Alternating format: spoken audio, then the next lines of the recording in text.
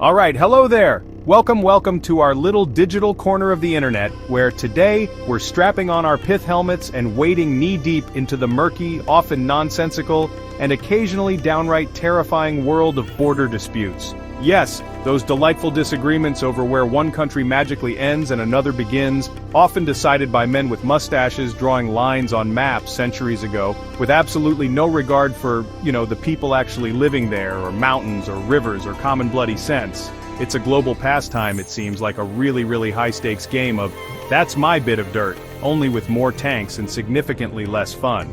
Now, why should you, a person who probably just wants to watch cat videos, care about these squabbles over imaginary lines? Well, because these aren't just abstract arguments between politicians in stuffy rooms. Oh no! These disputes, these cartographical calamities, shape our entire geopolitical landscape. They dictate alliances, they fuel conflicts, they displace millions, and they can turn a perfectly good Tuesday into an international incident faster than you can say geopolitical flashpoint. They are the simmering pots that occasionally and spectacularly boil over, scalding everyone in the vicinity, and often people thousands of miles away who just wanted some cheap electronics. And let me tell you, these aren't new phenomena. Some of these border brouhahas are ancient, relics of empires crumbling and new nations awkwardly trying to find their feet, like a giraffe on a unicycle. Others are depressingly modern, fueled by resource grabs, nationalist chest thumping, or simply the political equivalent of "he started it."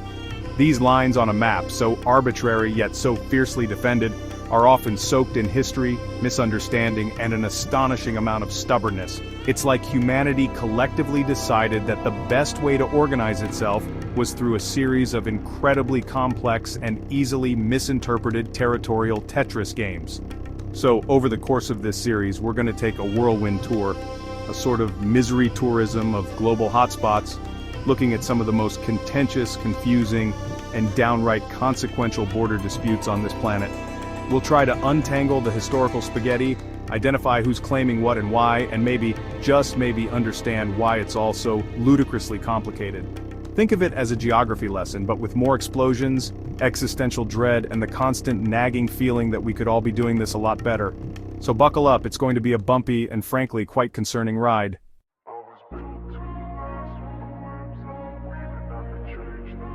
First up on our grand tour of Whose Land Is It Anyway?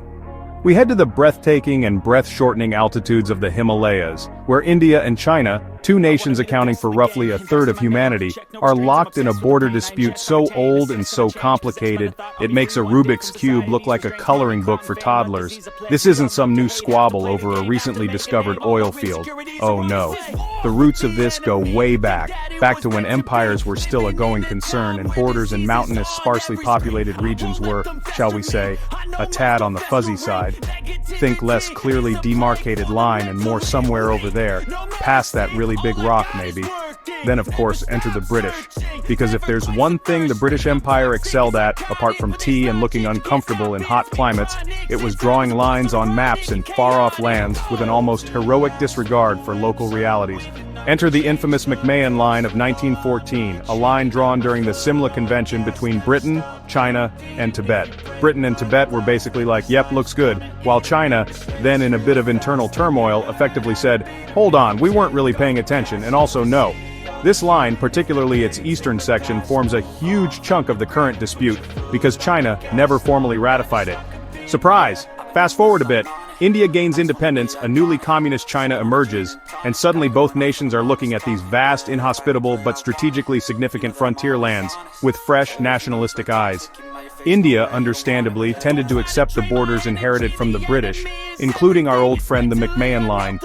China, equally understandably from their perspective, viewed many of these as imperial impositions, relics of a century of humiliation they were keen to overturn. So you had two massive, newly assertive nations with fundamentally different interpretations of where one ended and the other began. What could possibly go wrong? Well, in 1962, what went wrong was a short, brutal war, the Sino-Indian War. It was a conflict sparked by a series of border skirmishes and escalating tensions, primarily over the Aksai Chin region in the west, and what is now Arunachal Pradesh in the east. China, in a swift and decisive military operation, pushed Indian forces back, declared a unilateral ceasefire, and then withdrew to positions largely behind what they claimed as their traditional boundary. This war left deep scars on the Indian psyche and fundamentally reshaped the geopolitical dynamics of the region, cementing the border dispute as a major ongoing source of friction. And it's still not resolved. Still.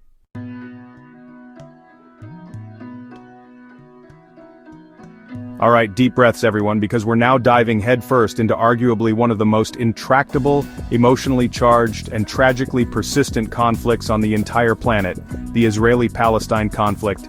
This isn't just a border dispute, it's a vortex of historical grievances, religious fervor, national aspirations, and a seemingly endless cycle of violence and despair that has confounded peacemakers for generations. Trying to summarize it briefly is like trying to explain quantum physics to a goldfish. You're going to miss a lot, and the goldfish will probably still be confused and possibly a bit damp. But we're going to try, focusing on the key players and their core claims to the land. On one side you have the Jewish people for whom this land, known historically as Judea and Samaria or Eretz Israel, holds profound historical and religious significance, viewed as their ancestral homeland promised in religious texts.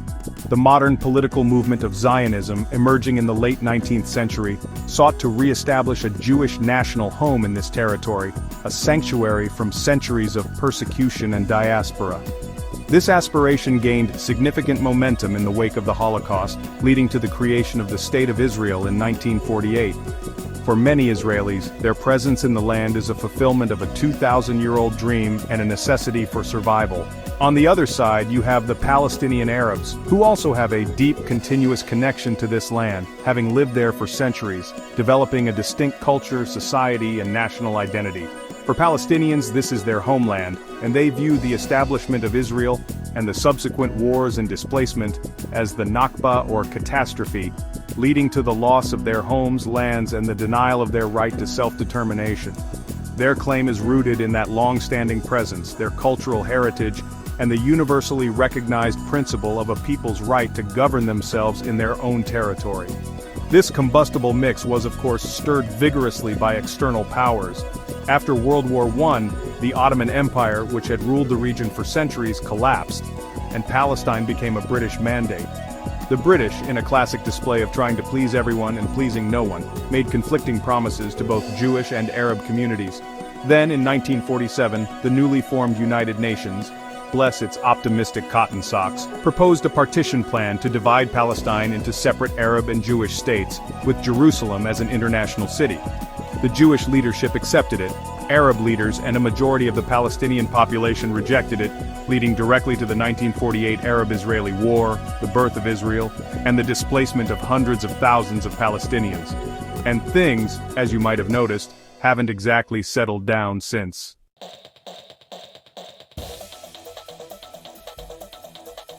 The Russia-Ukraine border dispute has forced millions to abandon their homes, creating a humanitarian catastrophe. Entire cities are being systematically leveled, leaving people in psychological torment and grief. Humanitarian aid organizations are stretched thin, navigating war zones and bureaucratic red tape.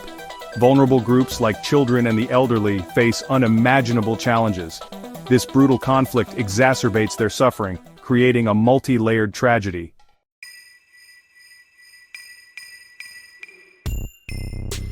Welcome to the Korean Demilitarized Zone, or DMZ. Demilitarized? More like heavily militarized. This strip of land is one of the most fortified borders on Earth.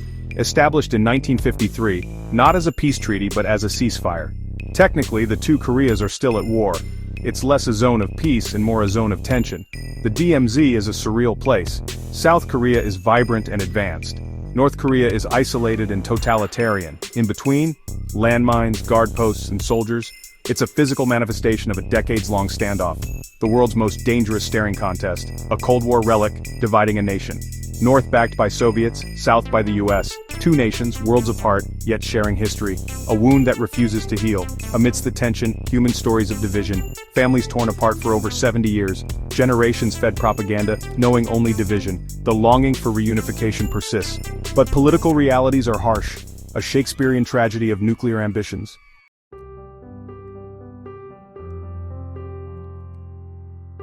And now, for another tale of intractable hatred and disputed dirt, let's turn our attention to the Armenia-Azerbaijan conflict, specifically over the perpetually contested region of Nagorno-Karabakh.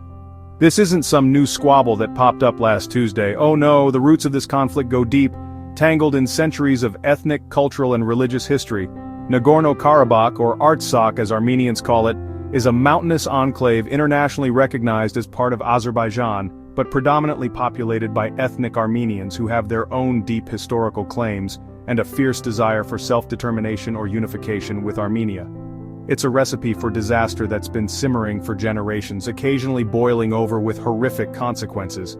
The Soviet era, as it so often did, managed to make a complicated situation even worse. In the 1920s, Soviet authorities placed Nagorno-Karabakh, despite its majority Armenian population, within the borders of the Azerbaijan Soviet Socialist Republic as an autonomous oblast. Now, you might think this was a masterstroke of administrative genius designed to foster inter-ethnic harmony. You would of course be spectacularly wrong. It was more like planting a ticking time bomb, a decision that suppressed but never resolved the underlying tensions. So when the Soviet Union began to crumble in the late 1980s, guess what happened? Kaboom! The grievances, long papered over by Soviet authority, erupted with a vengeance. This led to the First Nagorno-Karabakh War, a brutal conflict that raged from the late 1980s to 1994. It resulted in tens of thousands of deaths, ethnic cleansing on both sides, and the displacement of over 1 million people. Armenian forces, with support from Armenia proper, took control of Nagorno-Karabakh itself, and several surrounding Azerbaijani territories, creating a de facto independent state unrecognized by anyone except, well, itself and Armenia sort of. This outcome left Azerbaijan feeling aggrieved and determined to reclaim its lost lands, while Armenians in Karabakh and Armenia felt they had secured their survival and historical justice. A perfect setup for decades of simmering resentment and a deeply unstable ceasefire. And simmer it did. For nearly 3 decades, the frozen conflict was anything but. Regular ceasefire violations, sniper fire across the line of contact and periodic deadly skirmishes became the grim background noise to life in the region. The human cost continued to mount, not just in lives lost, but in communities living under constant threat, economies stifled by instability, and generations growing up indoctrinated with hatred for the other side. It was a powder keg waiting for a spark, a situation so obviously unsustainable that you'd think someone, somewhere, would have tried a bit harder to defuse it before it inevitably blew up again, which, of course it did, spectacularly, in 2020.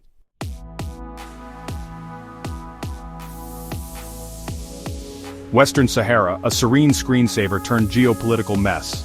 The last colony in Africa left by Spain in 1975 became a battleground. Morocco claimed it, Mauritania tried but backed out. The Sahrawi people, led by the Polisario Front, fought back. A bitter guerrilla war ensued. The Moroccan Wall, a 700-kilometer barrier, split the land. Refugee camps in Algeria became permanent homes. The international community's response?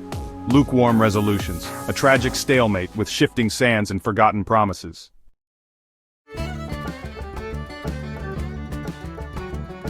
Kashmir. Often described as paradise on earth, Kashmir is a geopolitical tinderbox. Its roots trace back to the 1947 partition of British India.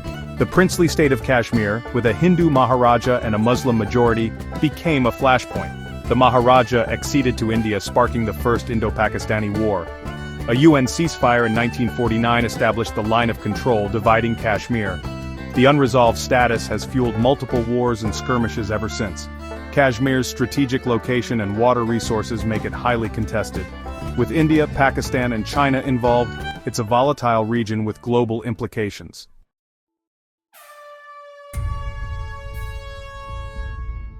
The South China Sea is a high-stakes geopolitical arena.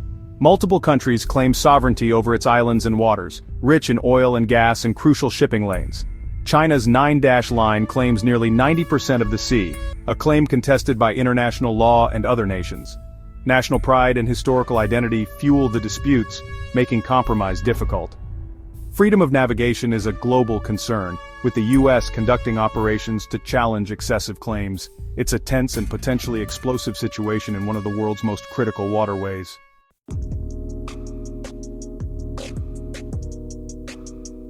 Cyprus, a Mediterranean paradise, is also a geopolitical migraine. Its beauty contrasts sharply with its protracted disputes. Lawyers, diplomats, and UN peacekeepers have been entangled in this conflict for decades. The legal framework is a collision of good intentions, colonial legacies, and ethnic nationalism. Independence treaties led to endless arguments. The London and Zurich agreements of 1959 paved the way for independence in 1960. But they also sowed seeds for future conflict. Greece, Turkey, and the UK were named guarantor powers. The 1960 Constitution was a complex power-sharing mechanism. It quickly became unworkable, leading to intercommunal violence by 1963. The UN deployed peacekeepers in 1964, one of the longest-running missions. Despite numerous resolutions, Cyprus remains divided.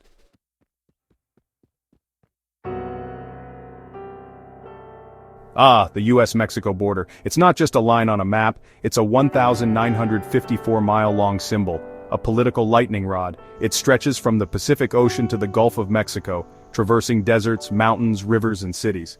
The idea that this vast terrain can be neatly secured with a single solution is simplistic. It's a border that has become less about geography and more about ideology. This border wasn't immaculately conceived. It was forged in conflict and conquest.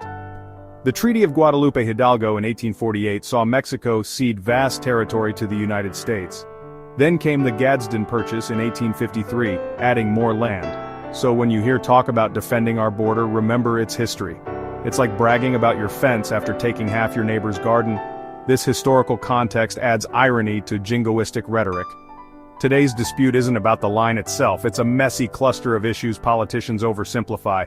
Undocumented immigration, asylum claims, drug trafficking, human smuggling, and trade. It's a Gordian knot, and every election cycle someone promises to untie it. And that brings us to the wall. Oh, the glorious, beautiful wall, or the climbable, expensive fence.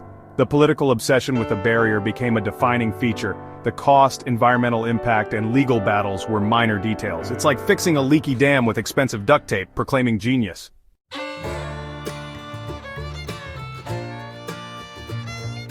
Right. So, there you have it, a whirlwind tour of some of the planet's most stubbornly disputed lines in the sand. From the icy Himalayas to the sun-baked shores of Cyprus, and the politically superheated US-Mexico frontier. It is a lot. It's a testament to humanity's enduring ability to draw a line and argue about it. Thanks for sticking with us through that geopolitical obstacle course. If you found this video informative, click that like button. And subscribe. Let us know which border dispute you think is the most complex. These aren't just abstract lines on a map. We'll see you next time. Cheers, and take care.